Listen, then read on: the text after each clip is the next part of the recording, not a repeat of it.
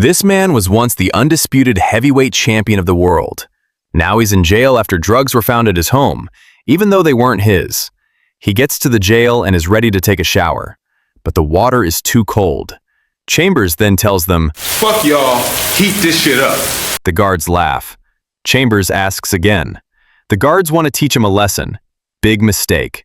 Chambers beats the guard down. Then another. Then another. The chief guard runs for the alarm. Within seconds, armed guards flood the hallway. Now there are too many.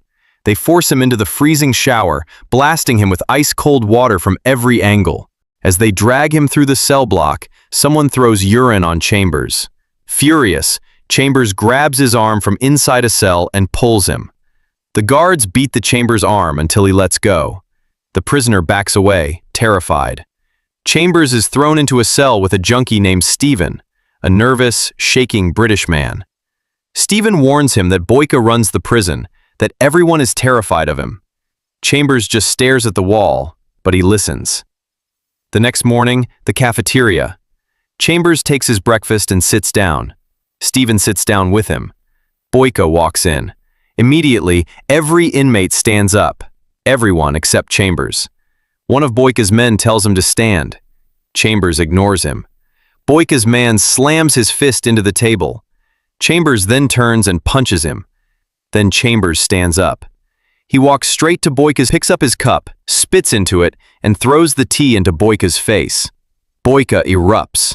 They start brawling. Guards rush in and pry them apart. He stares out at the snowy yard, thinking. Then he hears yelling. Stephen is being beaten by a group of inmates. No one lifts a finger. They just watch. Chambers approaches them and helps Stephen.